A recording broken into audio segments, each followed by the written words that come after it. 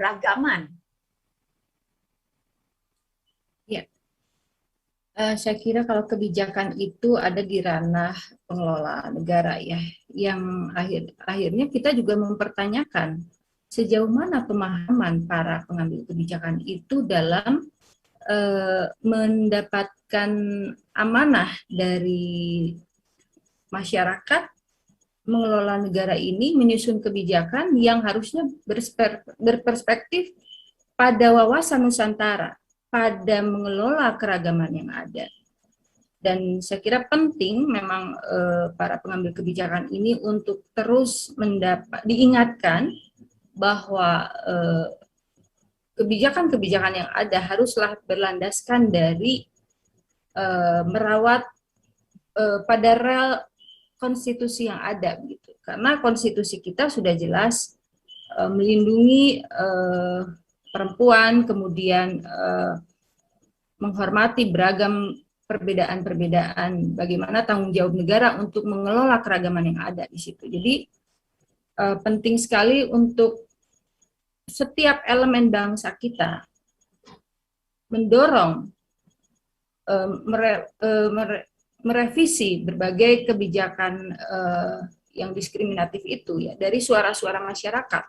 Jadi masyarakat bertemu dalam satu gerakan kebudayaan dalam penyadaran ini, sehingga lembaga-lembaga nasional HAM seperti kami memberikan rekomendasi yang cukup kuat kepada para pemerintah daerah yang mengeluarkan kebijakan-kebijakan diskriminatif, bahwa ini fakta sosial sudah menunjukkan bahwa masyarakat memang menyadari bahwa pentingnya menjaga keragaman. Masa pengelola negara ini sendiri lebih mendorong beragam kebijakan yang mendorong pada politik penyeragaman. Dan tentu ini akan bertentangan dengan spirit konstitusi gitu ya, yang ada di dalam, dan nilai-nilai Pancasila gitu. Bagaimana sebetulnya keragaman yang ada itu atas peran para perempuan tangguh menurut tadi Bang Afan ya.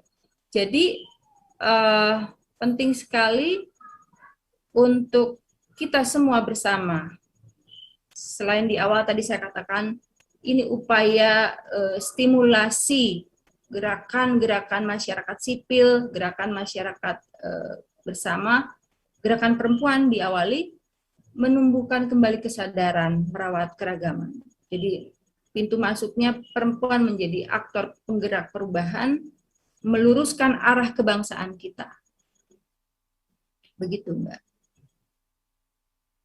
Jadi kita baik tadi disentil oleh gimana? Baik, disentil oleh Bu Dewi tadi soal kebijakan-kebijakan oleh baik itu pemerintah daerah terkait potensi untuk menyeragamkan budaya-budaya atau hal yang seharusnya ini adalah keberagaman yang kita lestarikan atau kita rawat. Sebenarnya yang dimaksudkan oleh Bu Dewi agar lebih jelas untuk kebijakan-kebijakan yang seperti apa dan bagaimana masukan-masukan dari Komnas Perempuan untuk kebijakan yang baik atau lebih berat untuk merawat kebangsaan, kebinekaan ini? Ya, sejauh pemantauan dan pengkajian kami, kebijakan diskriminatif itu kan lebih pada juga menyasar kontrol tubuh ya perempuan. Jadi perempuan menjadi sekedar objek, bahkan dikriminalkan gitu ya, ketika tidak mengikuti politik penyeragaman itu. Sehingga beberapa kasus terjadi katakanlah di dunia pendidikan itu dengan alasan untuk menyeragamkan dan politik identitas keagamaan, seseorang yang katakanlah tidak beragama Muslim itu digiring, dipaksakan untuk menggunakan hijab itu.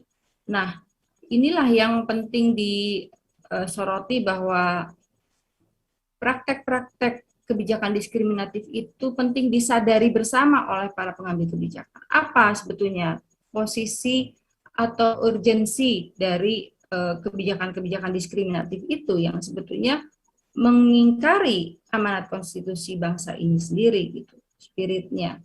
Jadi karena semua para aparatur sipil negara, pengambil kebijakan itu mereka diberi jabatan dan disumpah atas nama konstitusi dan Pancasila gitu.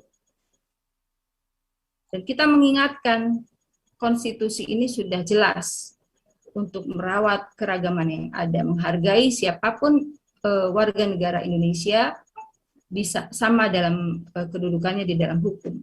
Jadi penting sekali kita mengingatkan kembali, bukan sekedar atribut ya, tetapi hilangnya karakter bangsa ini akan berpengaruh pada kehancuran bangsa itu sendiri.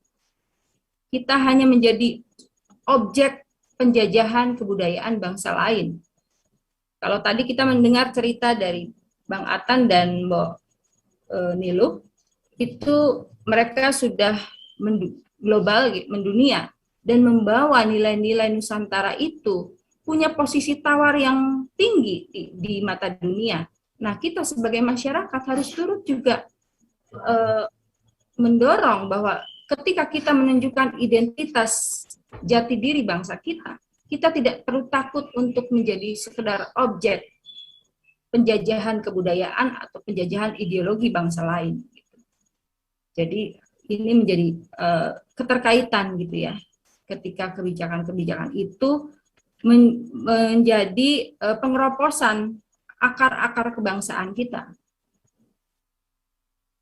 Jadi penghancuran akar-akar kebangsaan yang menjadi identitas kebudayaan. Baik, kita